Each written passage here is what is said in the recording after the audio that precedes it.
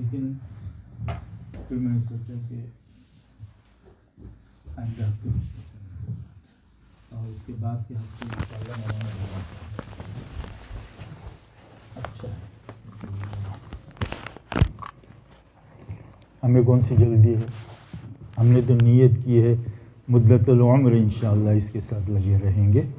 ہاں تو جب پورا ہوگا اللہ تعالیٰ جب پورا فرما دے انشاءاللہ. مگر ان کی باتیں بھی کانوں میں پڑھتے رہنی چاہیے نا. صحیح ہے نا؟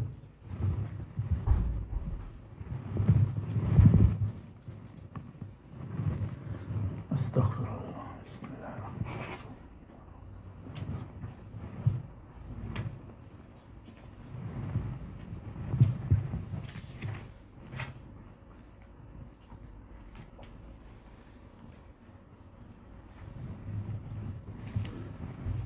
تقریباً اور 2 ہفتے تو جائیں گے مقدمے میں انشاءاللہ. پھر اس کے بعد شروع کرتے ہیں. مقدمے میں چونکہ وہ دوسری باتیں بھی ہوتی ہیں تاکہ آئندہ ہر بات کو پھر وہ سمجھانے کی ضرورت نہیں پڑتی. پھر وہ ذہن میں ایک باتیں رہتی ہیں ویسا وہ.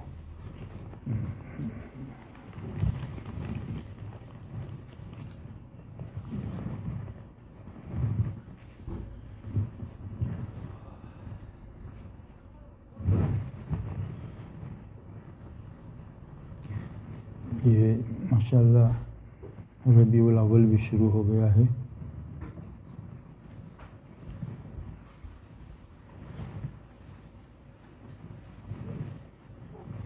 کل ہم ان کے مجلس میں گئے تھے مولانا عبدالرحیم صاحب کی اور مولانا بلال صاحب کی مجلس میں. وہاں سے ایک چیز میں نے لے کر آیا ہوں آپ کے لیے, وہ آپ کو دینا چاہتا ہوں. وہ یہ کہ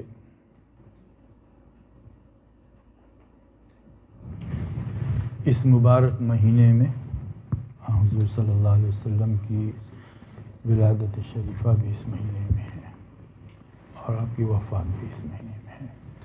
لہٰذا ہر شخص یہ نیت کرے کہ انشاءاللہ 1000 درود شریف دن بھر میں میرے گھر سے آپ صلی اللہ علیہ وسلم کی خدمت میں پہنچیں گے انشاءاللہ.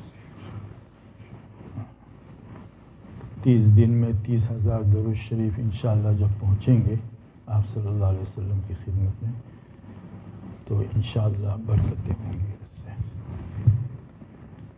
تو جو حاضر ہیں فلیبلغ الشاہد الغائب پہنچاتے ہیں کو. باقی ایک دوسرے صحابی ہیں, ان کی کنیت ہے ابو کرسافہ.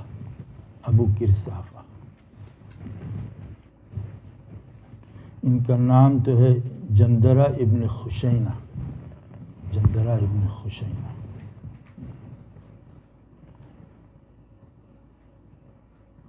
یہ چھوٹے تھے بیچارے, یتیم تھے. ان کی ماں اور خالہ ان کی دیکھ بھال کرتی تھی اور خالہ ان کو کہتی تھی کہ دیکھ وہ جو مکہ میں جو یہ شخص ہے اس کی باتیں مت سننا, کبھی بھی اس طرف مت جانا.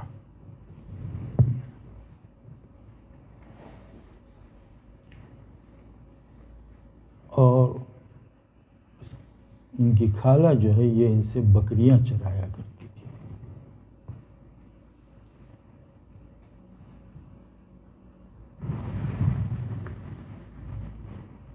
ایک مرتبہ اس کی خالہ نے کہا کہ تم جو بکریاں چراتے ہو یہ صحیح جگہ پر نہیں چراتے. بکریوں میں تو دودھ ہی نہیں ہے, اس میں ان بکریوں میں کسی اور جگہ لے جایا کرو. بہرحال وہ مختلف جگہوں پہ لے جاتے تھے لیکن روزانہ بکریوں کے تھنوں میں جو ہے دودھ کم رہتا تھا تو خالہ ان کو بولتے رہتی تھی. ایک دن حضور صلی اللہ علیہ وسلم کا گزر ہوا تو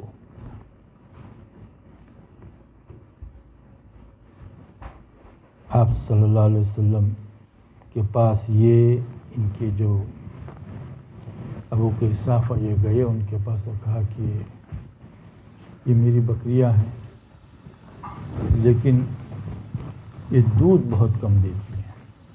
بہرحال آپ صلی اللہ علیہ وسلم نے ان کے لیے برکت کی دعا کی.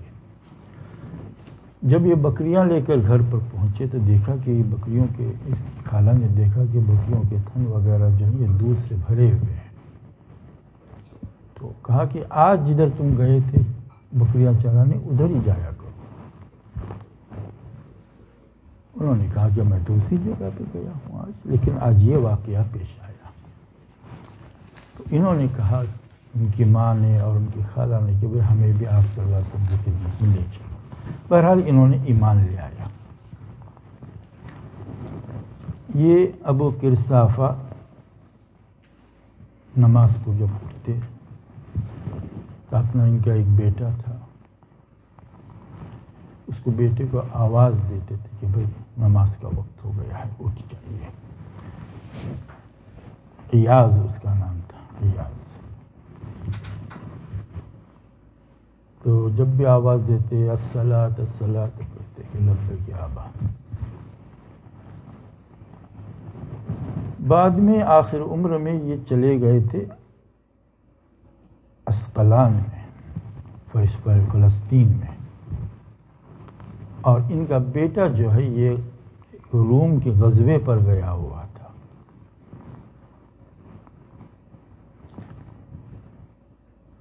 تو غزوے میں تھا یہ بیٹا اور وہ اپنے باپ کی آواز سن رہا ہے الصلاۃ الصلاۃ. تو یہ کہہ رہا ہے کہ لبیک یا ابا لبیک یا ابا. تو سب غزوے جو ان کے ساتھی تھے وہ کہ کس سے آپ بات کر رہے ہیں، یہاں تو کوئی نہیں. یہاں میں اپنے کانوں سے اپنے ابا کی آواز سن رہا ہوں.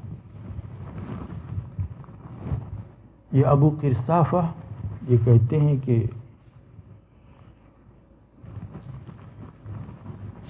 حضور صلی اللہ علیہ وسلم نے مجھ کو ایک مرتبہ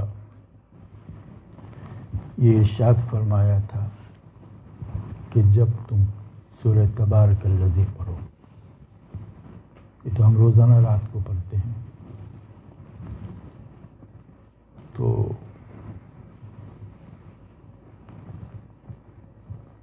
اس کے بعد 4 مرتبہ یہ پڑھا کرو اللہم رب الحل والحرم، اللہم رب الحل والحرم ورب البلد الحرام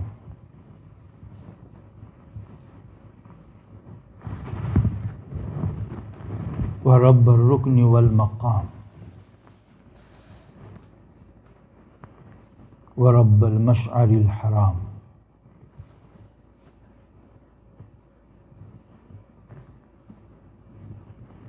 بحق كل آية أنزلتها في شهر رمضان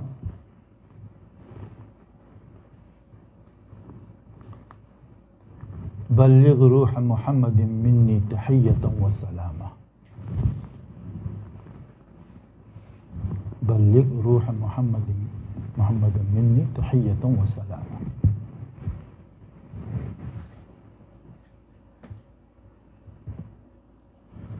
وہ کہتے ہیں کہ اللہ رب العزت 2 فرشتوں کو مقرر فرماتے ہیں اور یہ آپ کا کہا ہوا رب تحیتوں و سلام حضور صلی اللہ علیہ وسلم کو پیش فرماتے ہیں.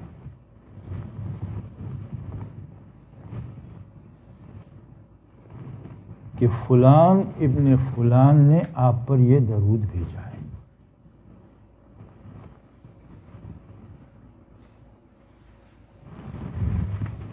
وہ مزید یہ کہتے ہیں کہ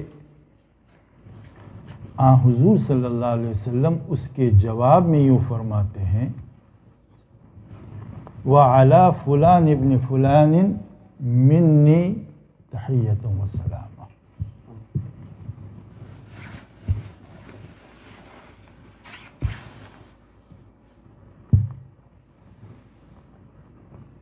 آپ صلی اللہ علیہ وسلم آپ کا نام اور آپ کے ابا کا نام لے کر کہتے ہیں کہ اس پر بھی میری طرف سے درود و سلام ہو۔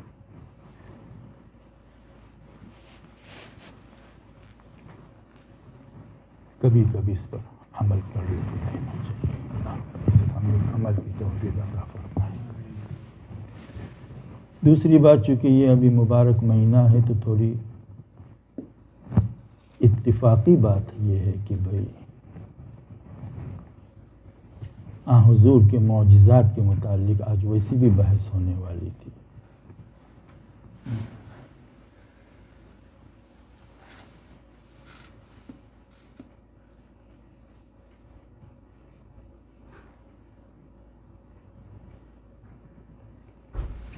حضور صلی اللہ علیہ وسلم کو اللہ رب العزت نے جن کمالات اور خصوصیات اور معجزات کے ساتھ مبعوث فرمایا ہے، ہماری زندگی ختم ہو جائے لیکن ان کا احاطہ نہیں ہو سکتا۔ 1400 سال سے لکھنے والوں نے لکھا، کہنے والوں نے کہا،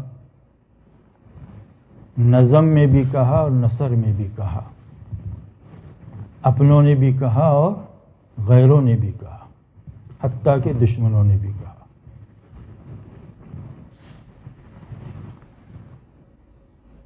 لیکن حضور کے ذات کے تمام پہلو ابھی تک سامنے نہ آ سکے، اس لیے کہ وَلَلْآخِرَةُ خَيْرٌ لَكَ مِنَ الْأُولَىٰ،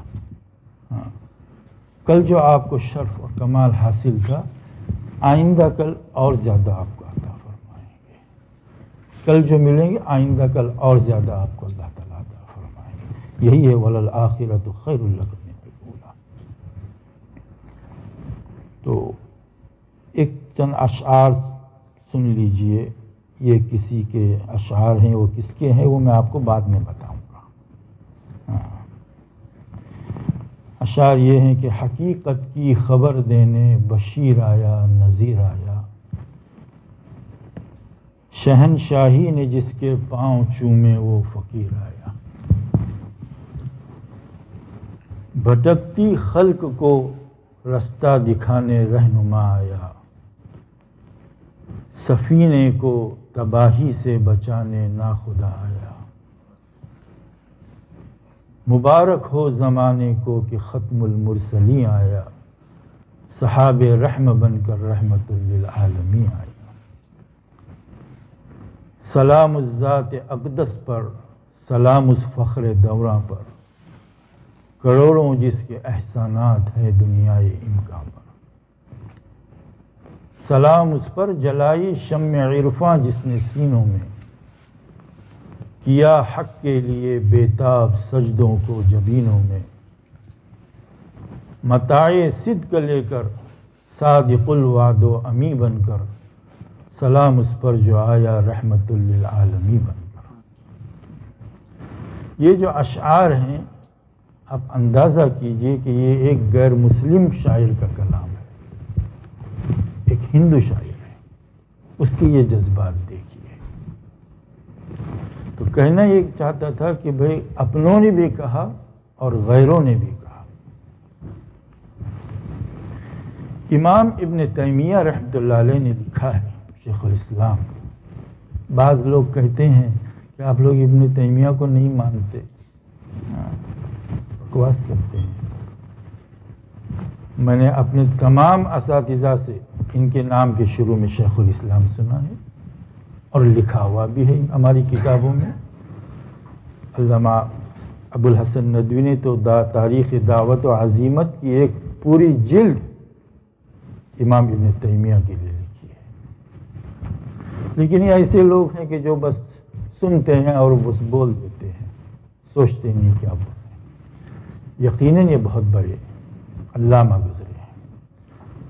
یہ کہتے ہیں کہ جب مجھ کو کوئی مشکل پیش آتی ہے تو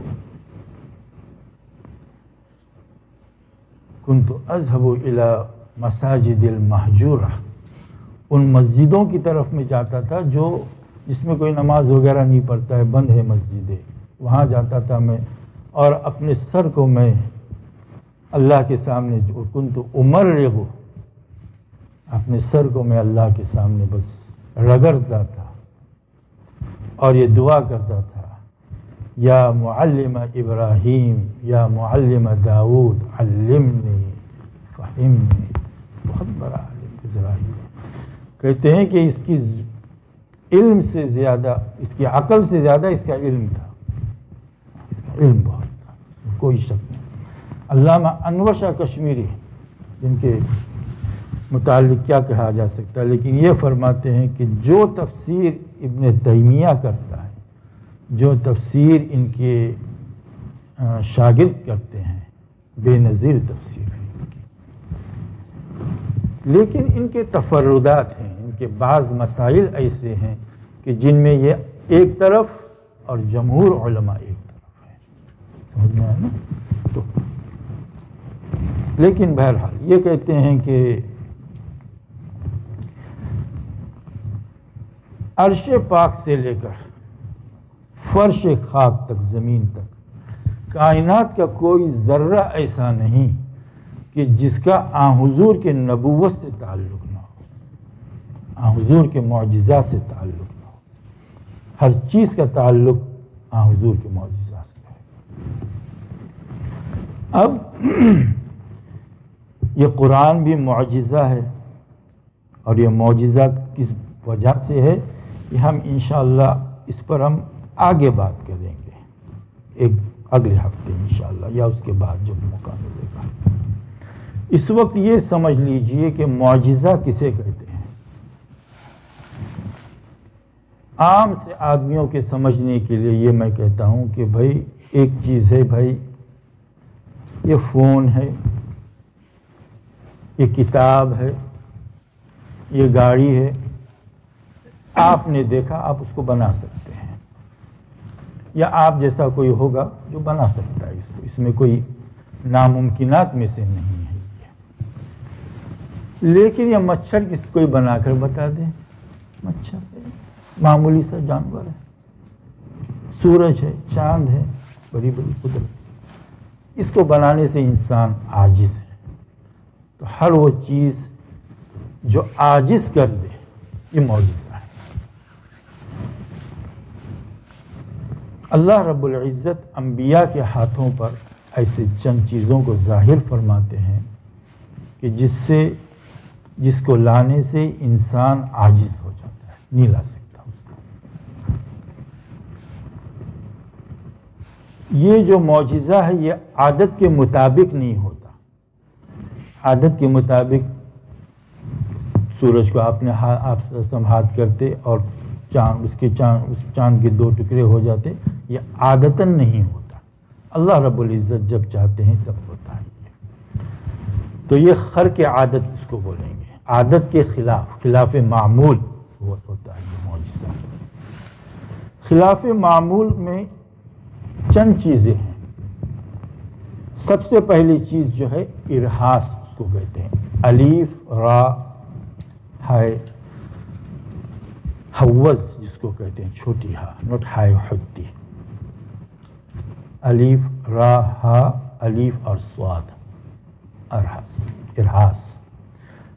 اور ارہاس کے معنی آتے ہیں ارہس یرہس، بنیاد، اسسہ، بنیاد بنانا، ثابت کر دینا، اثبتہ۔ انبیاء علیہ السلام کے ہاتھ پر اور آن حضور کے ہاتھ پر نبوت سے پہلے، دعوی نبوت سے پہلے جو چیزیں خلاف معمول صادر ہوں اس کو ارہاس کہتے ہیں۔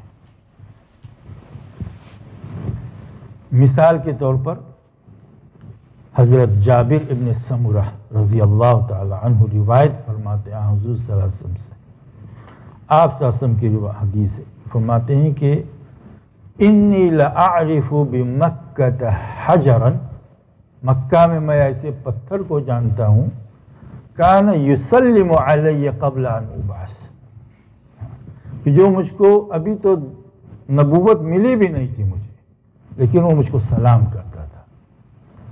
کان یسلم علی قبل ان ابعث. یہ تو ایک روایت. تو یہ جو ہے ارحاس کی قبیل سے ہے. حضور صلی اللہ علیہ وسلم کو نبوت کے لیے تیار فرمایا جا رہا ہے.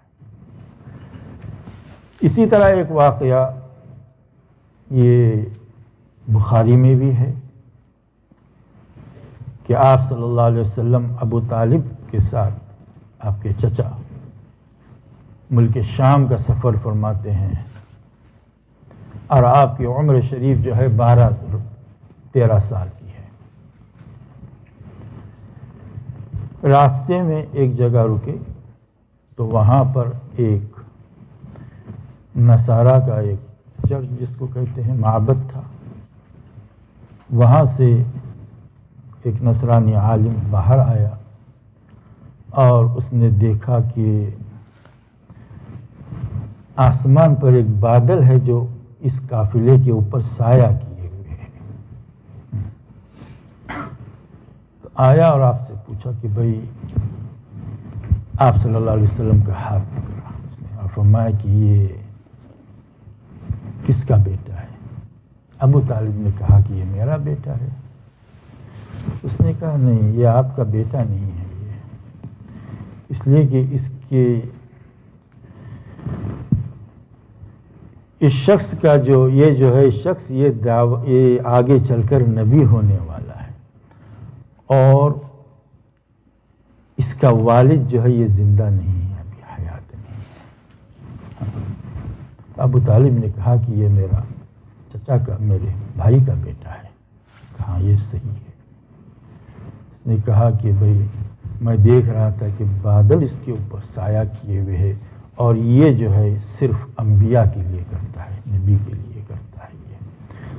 تو اس بچے کو آگے آپ مت لے جاؤ ملک شام میں، یہودی اس کو دیکھیں گے تو اس کو تکلیف پہنچائیں گے. ابو طالب نے ان کو واپس فرمایا تھا. تو یہ واقعہ تو بخاری وغیرہ میں بھی ہے. تو یہ ارحاس کی قبیل سے ہے یہ واقعہ کہ نبوت سے پہلے جو ہے آپ صلی اللہ علیہ وسلم کو اس قسم کے واقعات پیش آئے. دوسری چیز ہے معجزہ، جس کی نظیر پیش کرنے سے انسانی طاقت عاجز ہو جائے. اگر یہ معجزہ دعوی تحدی کے ساتھ ہو، دعوی تحدی سمجھتے ہیں مثال کے طور پر کہ نبی یہ کہے قوم کو کہ اگر میں نے ایسا کیا تو آپ ایمان لے آؤ گے، یہ دعوی تحدی ہے. یا قوم یہ کہے کہ اگر آپ ایسا کرو گے تو ہم ایمان لے آئیں گے، یہ دعوی تحدی ہے. تو اگر یہ دعوی تحدی کے ساتھ ہے تو پھر تو یہ معجزہ ہے. اس کے لیے مقصود نام معجزہ ہے. اور اگر دعوی تحدی کے ساتھ یا بغیر دعوی تحدی کے ہو تو اس کو آیت کہا جائے گا. آیت. تو آیت کا لفظ جو ہے یہ عام ہے، دونوں کے لیے آتا ہے، اور معجزہ جو ہے یہ مخصوص ہے دعوی تحدی کے ساتھ. قرآن میں جو ہے یہ لفظ معجزہ نہیں آیا ہے، اس کے لیے لفظ آیت آیا ہے. مگر یہ بھی نہیں کہ جہاں بھی لفظ آیت ہو یہ معجزہ کے معنی میں ہے، ایسا بھی نہیں ہے. آیت مختلف معانی کے لیے بھی استعمال ہوتا ہے. مثلا قرآن میں ہے ان فی خلق السماوات والارض واختلاف اللیل والنہار لآیات لأولی الالباب. لآیات لأولی الالباب. تو یہاں نشانی قدرت، ہماری قدرت کی نشانیوں میں سے ہے ان فی خلق السماوات والارض، آسمان اور زمینوں کو پیدا کرنا اور یہ رات اور دن کا آنا، یہ ہماری قدرت کی نشانیوں میں سے ہے. تو یہ نشان قدرت کے لیے لفظ آیت کا استعمال ہے. یہاں کبھی لفظ آیت جو ہے نشان عبرت کے لیے بھی آتا ہے. جیسے آپ نے سنا کہ جب فرعون جب غرق ہوا تو اللہ رب العزت نے فرمایا فَالْيَوْمَ نُنَجِّيكَ بِبَدَنِكَ لِتَكُونَ لِمَنْ خَلْفَكَ آیَةً، آج ہم تیرے بدن کو محفوظ رکھیں گے تاکہ آنے والوں کے لیے عبرت ہو۔ تو یہاں لفظ آیت ہے لیکن عبرت کے معنی میں ہے۔ کبھی آیت کا لفظ جو ہے یہ جو ہم قرآن میں یا ایک آیت پڑھی، ہم نے 2 آیتیں پڑھی یا 4 آیتیں ہیں، اس معنی کے لیے بھی قرآن میں آتا ہے۔ جیسے سورہ یوسف کا شروع پڑھیے، الف لام را تلک آیات الکتاب المبین، یہ قرآن کی آیتیں ہیں۔ تاسین میم تلک آیات الکتاب، سورہ شعراء، سورہ قصص، تو کتنے معنی کے لیے ہو گیا یہ؟ ابھی 3 معنی کے لیے ہو گیا۔ چوتھا جو ہے یہ معجزے کے معنی میں آتا ہے۔ وَلَقَدْ آتَيْنَا مُوسَىٰ 9 آیات بینات، ہم نے موسیٰ علیہ السلام کو 9 آیتیں، 9 نشانیاں دے کر بھیجی۔ یہاں معجزہ مراد ہے۔ یہاں فرعون نے حضرت موسیٰ علیہ السلام سے کہا ان کنت جئت بآیۃ فأت بها، اگر تو کوئی معجزہ نشانیاں لے کر آیا تو لے کر آؤ، اس کے سامنے پیش کرو ہمارے۔ تو یہ بطور معجزے کے ہی یہاں پر۔ دوسرا قرآن میں برہان کا لفظ بھی آتا ہے، براہین، ذالک برہانان من عند ربک، ذالک برہانان من عند ربک، اس کے معنی بھی معجزے کے ہیں۔ یہ برہان کا لفظ اور بینات کا لفظ بھی ہے، لقد ارسلنا رسلنا بالبینات۔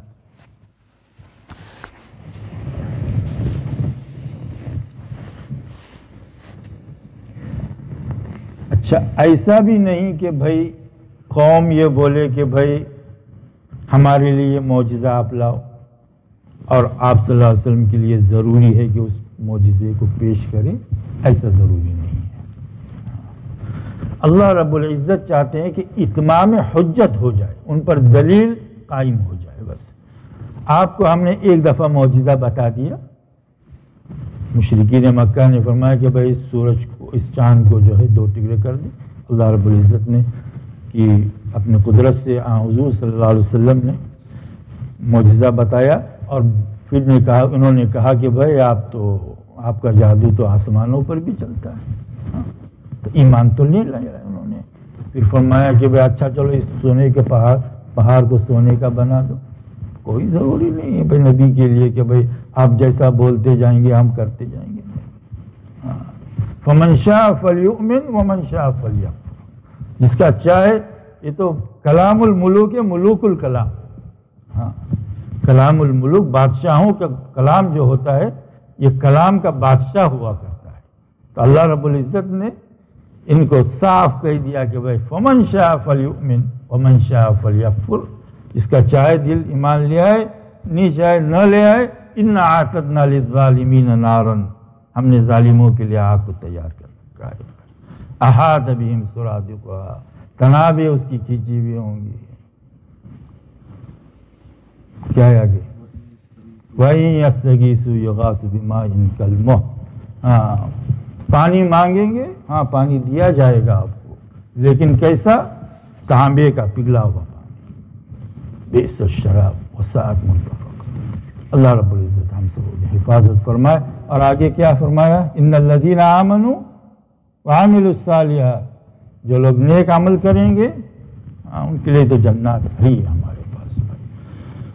تو اور آگے قرآن نے یہ بھی کہا وما کان لرسول ان یأتی بآیۃ الا باذن اللہ، یہ تو ہماری اجازت سے ہوتا ہے بھائی معجزہ وغیرہ۔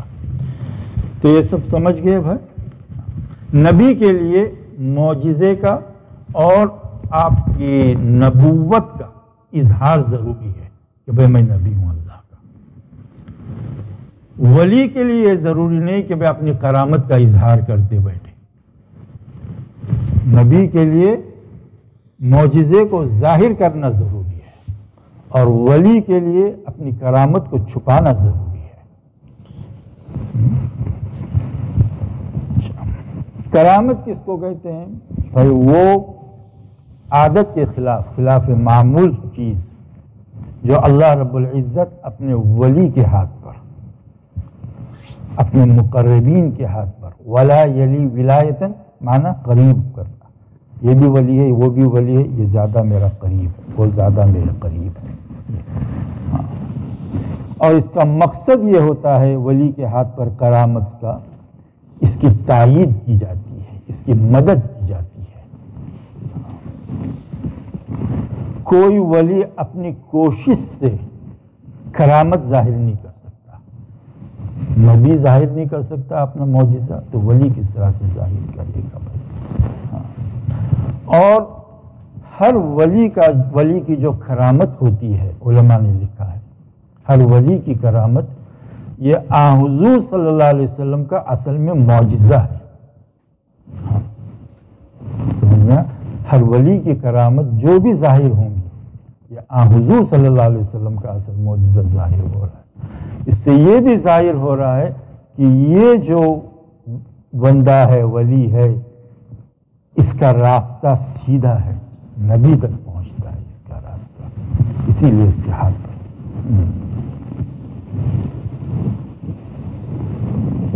اور کرامات الاولیاء حق، بالکل حق ہے، اس میں کسی کا جو ہے وہ نہیں ہے، مطلب علماء اہل سنت والجماعت کا۔ اور علم کلام کی کتابوں میں آپ نے یہ پڑھا ہوگا کہ کشف الولی و الہامہ و کرامتہ و منامہ لیست بحجت شرعیہ، ان وافقت الشرع قبلت وان خالفت ردت۔ کسی بھی نبی، کسی بھی ولی کا کوئی خواب اس نے دیکھا، اس کو کچھ الہام ہوا، کشف ہوا، یہ حجت شرعی نہیں ہے، اس سے کوئی مسئلہ نہیں چینج ہونے والا ہے۔ سمجھ میں آئے پھر؟ اگر شریعت کے مطابق ہے قبول کیا جائے گا، شریعت کے مطابق نہیں ہے رد کر دیا جائے گا بھائی۔ امام نووی کی ایک کتاب ہے بستان العارفین، اس میں انہوں نے اس پر تفصیل سے بحث کی ہے، کرامات پہ، اولیاء پر۔ تو ولی کا خواب حجت نہیں، نبی کا خواب حجت ہے، نبی کا خواب حجت ہے۔ اب یہاں ایک بات یہ بھی سمجھ لیجئے کہ بھئی بعض کرامات جو عام طور پر بعض فرقوں میں مشہور ہیں، وہ جیسے کہ سیدنا عبد القادر جیلانی رحمۃ اللہ علیہ، حنبلی المسلک ہیں یہ، ان کے متعلق یہ صاحب کرامت تو ہیں یہ بزرگی ہے، لیکن ان سے کچھ کرامات ان کی طرف غلط منسوب ہیں۔ مثال کے طور پر آپ جو ہیں اپنے مریدوں کے ساتھ دریا کے کنارے جا رہے تھے تو ایک بڑھیا کو دیکھا بہت رو رہی ہے، تو ایک مرید نے کہا کہ یہ اس بڑھیا کا ایک اکلوتا بیٹا تھا، یہ پانی میں ڈوب گیا تھا، اس نے شادی کے لیے گیا تھا، اپنی بارات لے کر آ رہا تھا دلہن کے ساتھ، اور یہ جو ہے ڈوب گئی ہے، اور اس واقعے کو 12 سال ہو گئے ہیں۔ اس ضعیفہ پر جو ہے یہ ہمیشہ بیچاری یاد کرتی ہے اور ادھر آ کے روتے رہتی ہے۔ تو شیخ عبد القادر جیلانی کو بہت رحم آیا، اس پر ترس آیا، اور آپ نے دعا فرمائی۔ تو کیا دیکھتے ہیں کہ بھائی واہ، یہ بارات نکلی 12 سال کی، اور اللہ کے بندے حضور صلی اللہ علیہ وسلم نے اپنے صحابہ کو جب فرمایا کہ حبشہ کی طرف ہجرت کرو، تو صحابہ گئے اور یہاں سے بعد میں کفار بھی گئے مشرکین، اور انہوں نے کہا کہ بھئی یہ جو آپ کے پاس جو لوگ آئے ہیں یہ صحیح لوگ نہیں ہیں وغیرہ وغیرہ، شکایات کی ان کی۔ بہرحال یہ واقعہ تو آپ حضرات نے سب سنا ہوا ہے۔ تو اس میں آپ حبشہ کا جو یہ بادشاہ تھا نجاشی، اس نے کہا کہ آپ میں سے کچھ جو نازل ہوا ہے وہ قرآن پڑھیے۔ آپ نے سورہ مریم کی آیت کی تلاوت فرمائی۔ وَإِذَا سَمِعُوا مَا أُنزِلَ إِلَى الرَّسُولِ تَرَىٰ أَعْيُنَهُمْ تَفِيضُ مِنَ الدَّمْعِ مِمَّا عَرَفُوا مِنَ الْحَقِّ يَقُولُونَ رَبَّنَا آمَنَّا فَاكْتُبْنَا مَعَ الشَّاهِدِينَ۔ تو یہ آپ صلی اللہ علیہ وسلم کی خدمت میں جب یہ نصرانی 70 علماء کا وفد آیا، جماعت آئی، اور ان کے سامنے آپ نے سورہ یاسین کی تلاوت کی، وہ تو ایمان لے آئے وہاں پر۔ ایک بات۔ اس کے بعد نجاشی نے 60 دوسرے آدمیوں کو بھیجا، اس میں اپنا بیٹا بھی تھا۔ جب یہ لوگ ایمان لے آئے، وَإِذَا سَمِعُوا جب نازل ہوئی اور یہ لوگ ایمان لے آئے، اس کے بعد نجاشی نے کچھ عرصے کے بعد اپنے بیٹے کو بھیجا، اور اس کے ساتھ 60 نصرانی علماء کا وفد بھیجا، اور ان کے ساتھ ہدایات بھیجے، تحائف بھیجے۔ لیکن یہ کشتی جو ہے جس میں یہ سوار ہو کر آئے تھے یہ ڈوب گئی۔ آپ صلی اللہ علیہ وسلم نے وہ نہیں نکال سکے، اور یہ غوث اعظم نکال سکے بیچ کشتی جو 12 سال پرانی تھی۔ اللہ اکبر، اللہ اکبر۔ ان کا وہ شعر بھی مشہور ہے، نکالا ہے پہلے تو ڈوبے ہوئوں کو، اور اب ڈوبتوں کو بچا غوث اعظم۔ شرک اللہ اکبر۔ یہ تو شہر وہ بمبئی میں گیا تھا ایک دفعہ، تو غوث اعظم کا کچھ جلسہ چلا تھا، وہاں بھی یہ شعر لکھا ہوا تھا۔ یا اللہ۔ بہرحال شیخ عبد القادر جیلانی کے اگر واقعات دیکھنے ہیں تو النجوم الظاہرہ فی ملوک مصر والقاہرہ، اس میں ان کے حالات جو ہیں تفصیل سے ہیں۔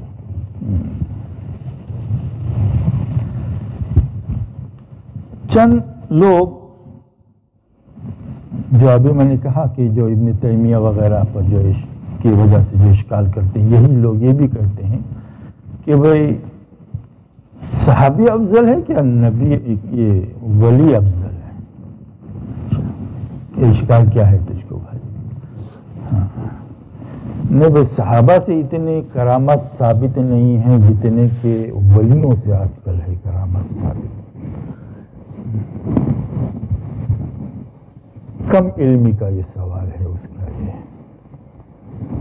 اس نے کوئی کتاب اٹھا کے دیکھی کبھی؟ کرامات صحابہ پر مستقل کتابیں لکھی گئی ہے۔ اور تو اور چھوڑیے، باقی دوسری باتیں خود امام ابن تیمیہ رحمۃ اللہ علیہ نے کتاب لکھی ہے، اس کا نام ہے الفرقان بین اولیاء الرحمن و اولیاء الشیطان، اور اس میں صفحہ 222 پر جو جملہ لکھا ہے وَكَرَامَاتُ الصَّحَابَةِ وَالتَّابِعِينَ بَعْدَهُمْ كَثِيرَةٌ جِدًّا، كَثِيرَةٌ جِدًّا۔ اور یہ کہتا ہے کہ بھائی ایک جواب تو اس کا یہ ہے کہ بھائی کتابیں لکھی گئی ہیں، پڑھو اس کو ذرا، اردو میں بھی ہے اور عربی میں بھی ہے۔ مولانا تھانوی رحمۃ اللہ علیہ کے ارشاد سے مولانا احمد حسن سنبھلی رحمۃ اللہ علیہ نے کرامات صحابہ ایک کتاب لکھی۔ دوسرا یہ کہ بھائی صحابہ کتنے ہیں؟ تقریباً 1.25 لاکھ کے قریب، 1,24,000۔ اور یہ عجیب تکوینی بات دیکھیے کہ حضرات انبیاء کی تعداد بھی اتنی ہی ہے، تقریباً 1.25 لاکھ کے قریب۔ حضرات صحابہ کی تعداد بھی تقریباً 1.25 لاکھ ہے، اور ان محدثین کی بھی تعداد تقریباً 1.25 لاکھ ہے جن کو اسماء الرجال کی کتابوں میں جن کا ذکر ہے، یہ بھی تقریباً 1.25 لاکھ۔ یہ تکوین امور ہیں بھائی، اس میں کسی کا کوئی دخل ہے ہی نہیں۔ اچھا، تو 1.25 لاکھ انبیاء سے جو کرامات ثابت ہیں، آپ صلی اللہ علیہ وسلم کے بعد سے آج تک کتنے لوگ گزرے؟ کیا اور جتنے ان سے کرامات صادر ہوئی ہیں تو یقیناً اس کا جو ریشیو آپ دیکھیں گے وہاں تو صرف 1.25 لاکھ ہے، اور آج اتنے کروڑوں کے لوگ شکل میں جو لوگ ان کے بعد پیدا ہوئے اور ان سے جو کرامات ظاہر ہوئی، تو تناسب تو کچھ بھی نہیں ہوگا۔ پھر یہ بھی بات ہے۔ تیسرا اشکال یہ ہے کہ بھائی کرامت جو ہے یہ اصل میں نبی کا معجزہ ہے، اصل جو ولی کے ہاتھ پر ظاہر ہو رہا ہے، اس میں نبی کی فضیلت ہے۔ تو اگر نبی کی زیادتی ہے کرامات سے، اگر نبی کی فضیلت بڑھ رہی ہے تو تجھے اس میں کیا اشکال ہو رہا ہے؟ اور چوتھی بات یہ ہے کہ کرامات کا جو صدور ہوتا ہے یہ بقدر ضعف ہوتا ہے۔ مثال کے طور پر ایک آدمی ہے جو بیچارہ کمزور ہے، آپ اس کی مدد کریں گے بنسبت یہ کہ مضبوط آدمی ہے۔ تو حضرات صحابہ سے اگر کرامات کم بھی ہوں تو ان کو ضرورت ہی نہیں تھی، ان کا قلوب، ان کے ایمان تو ویسے ہی قوی تھے حضور کے سامنے۔ یہ تو ہم لوگوں کے لیے ضرورت ہے جو بعد میں جن کے ایمان کمزور ہیں ان کے مدد کی ضرورت ہے۔ صحیح سمجھ رہے؟ اللہ اکبر۔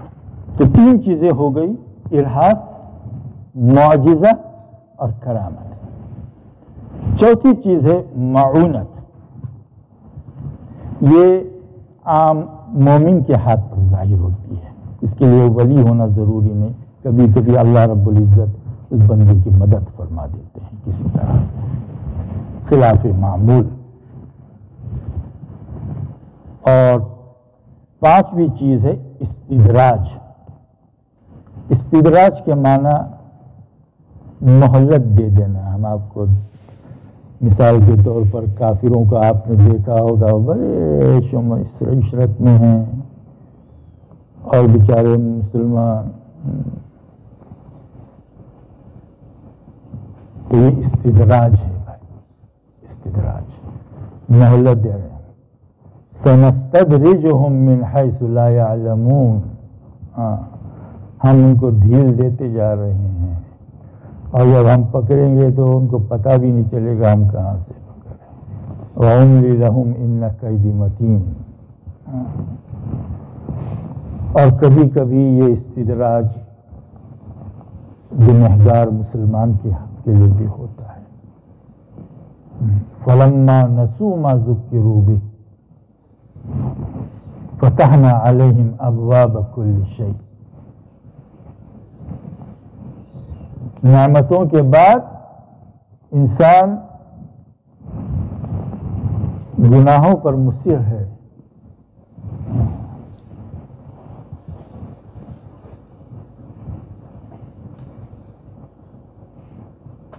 کیا ہوا ہے مولانا؟ حدیث پڑھا میں نے، فَلَمَّا نَسُوا مَا ذُكِّرُوا بِهِ،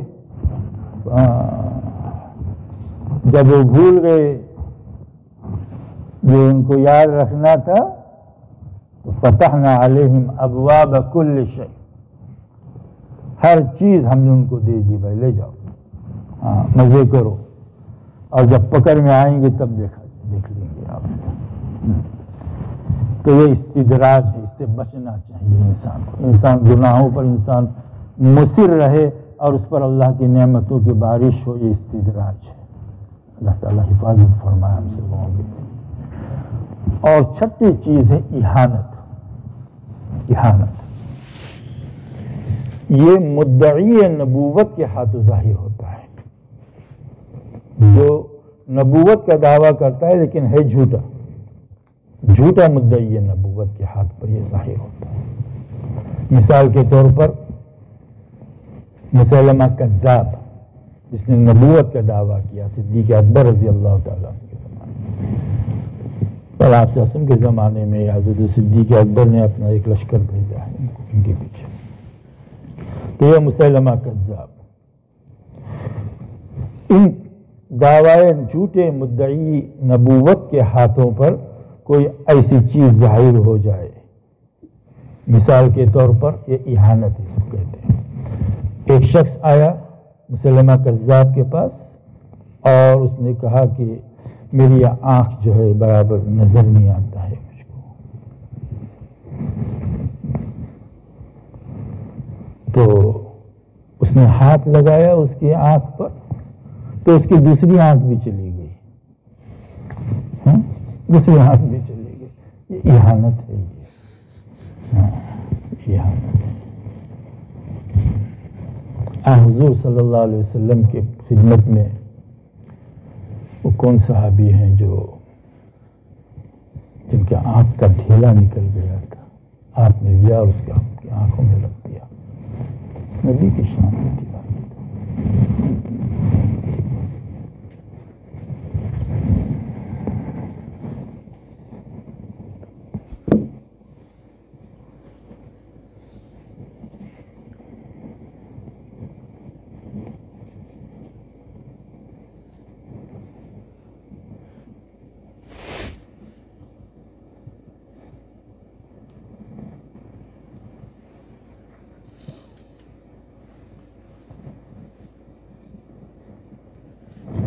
دوسری بات یہ سمجھ لیجئے کہ اللہ رب العزت جو حضرات انبیاء کو جو معجزات عطا فرماتے ہیں، یہ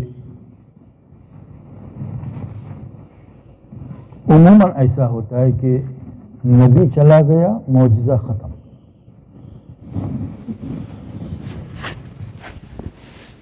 لیکن اللہ رب العزت نے حضور کے معجزات کو باقی رکھا ہے، اس لیے کہ آپ کی نبوت باقی ہے.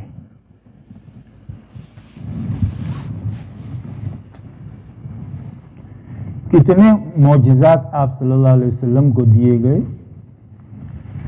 بعض علماء نے فرمایا کہ 1200 معجزات.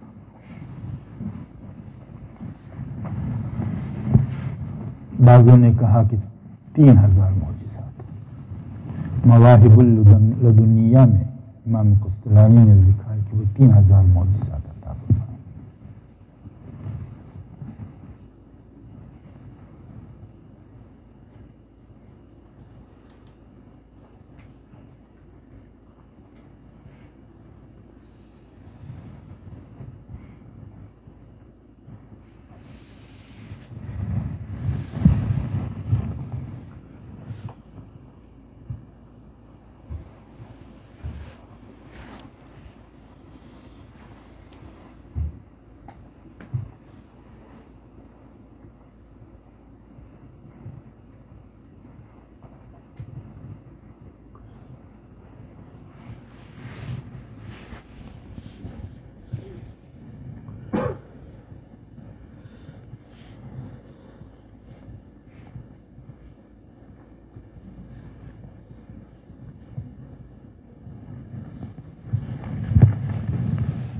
استغفر اللہ ربی من کل ذنب.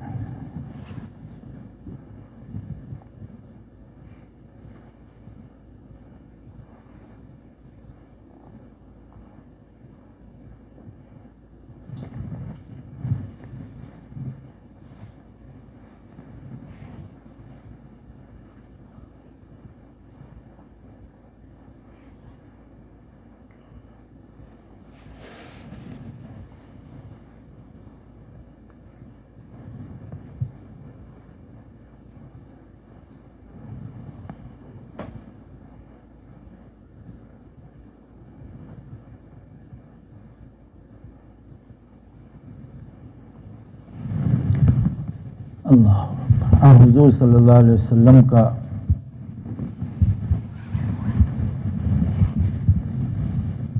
جتنے معجزات پہلے انبیاء کو دیے گئے ان کا مجموعہ آپ کو دیا گیا ہے. آپ کی ہر چیز معجزہ ہے. آپ کے خاص خادم حضرت انس رضی اللہ تعالی عنہ فرماتے ہیں ما مسست حریرا ولا دیباجا الین من کف رسول اللہ صلی اللہ علیہ وسلم، میں نے کوئی ریشم کا کپڑا جو ہے اتنا نرم و نازک حضور کی ہتھیلی مبارک سے زیادہ نرم و نازک میں نے نہیں چھوا۔ ولا شممت مسکا ولا عنبرا اطیب من رائحۃ النبی صلی اللہ علیہ وسلم، حضور کے جو پیش پسینہ وغیرہ جو آپ کو آتا تھا، اس سے زیادہ بہترین خوشبو میں نے کسی عطر اور عنبر کی نہیں سنی۔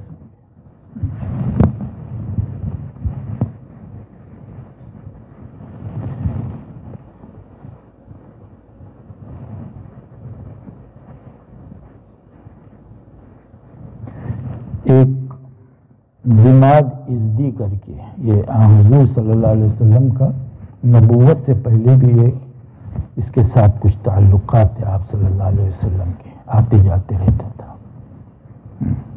تو یہ ایک دفعہ آپ صلی اللہ علیہ وسلم کی خدمت میں آیا اور فرمایا کہ یا رسول اللہ،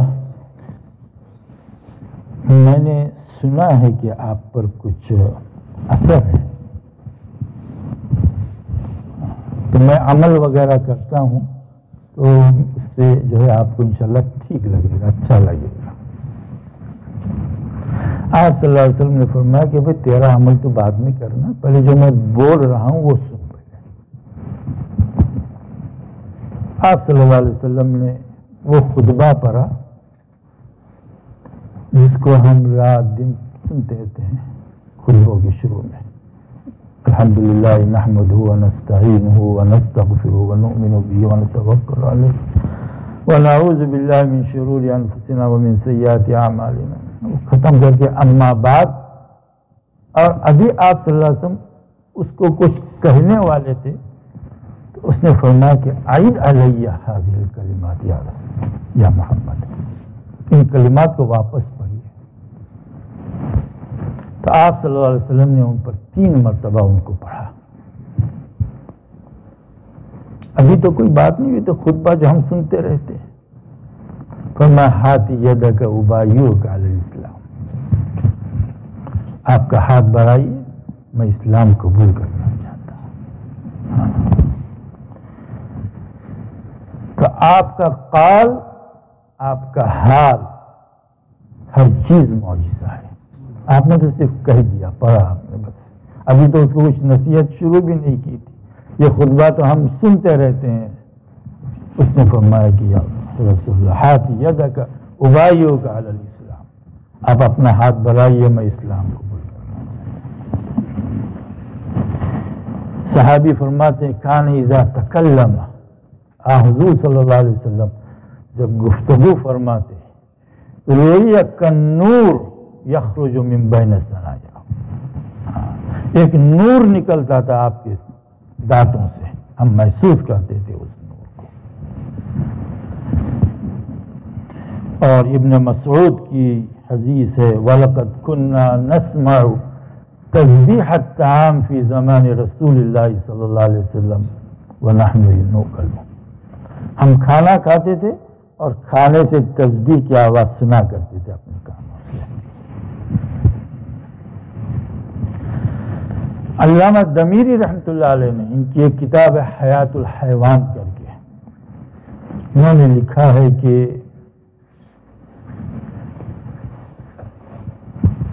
جن چوپایوں پر آپ صلی اللہ علیہ وسلم سوار ہوئے ہیں وہ چوپایا کبھی حضور کی حیات میں بیمار نہیں ہوا، کبھی بیمار نہیں۔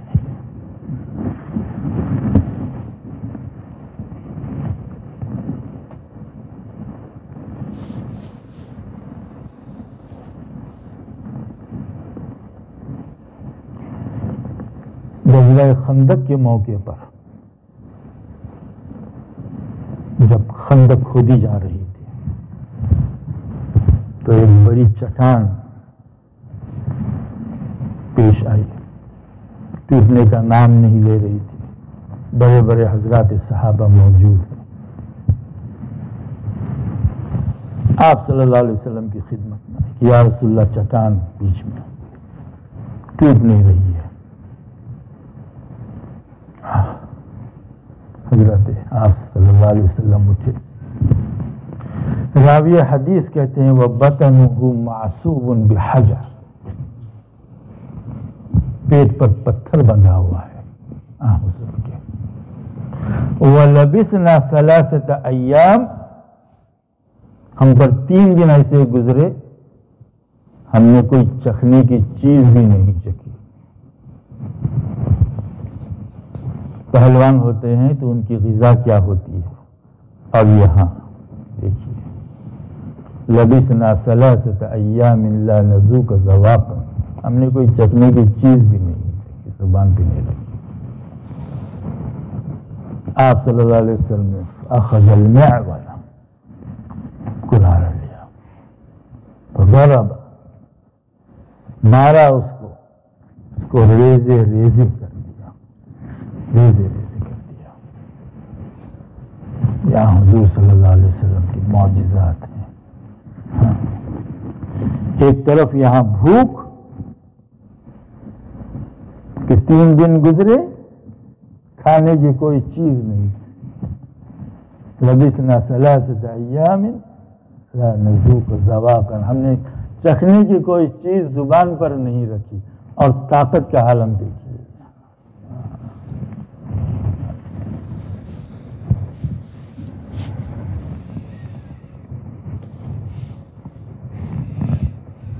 لیکن ان تمام معجزات میں جو سب سے بڑا معجزہ ہے آپ صلی اللہ علیہ وسلم کا، وہ ہے آپ کا حسن اخلاق. حسن اخلاق یہ سب سے بڑا معجزہ ہے.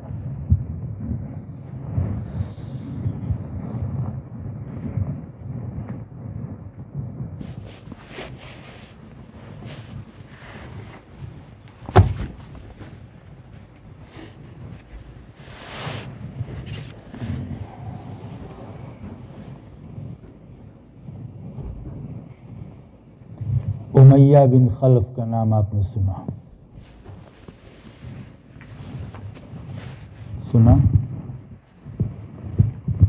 اس کا بیٹا ہے صفوان بن امیہ.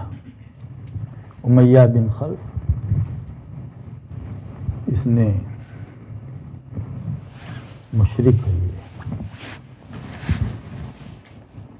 اس کا بیٹا ہے صفوان بن امیہ.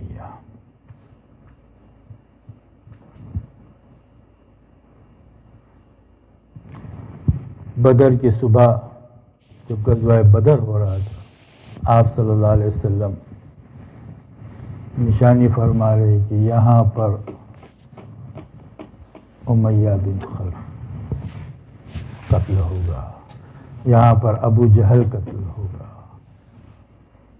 یہاں پر فلان. راوی حدیث کہتے ہیں کہ ایک بالشت کا بھی فرق نہیں پڑا.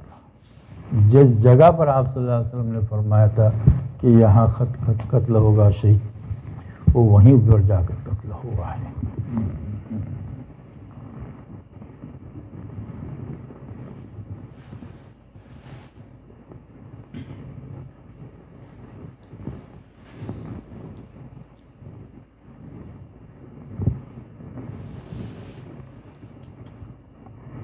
رب اغفر وارحم وانت خیر الراحمین. یا اللہ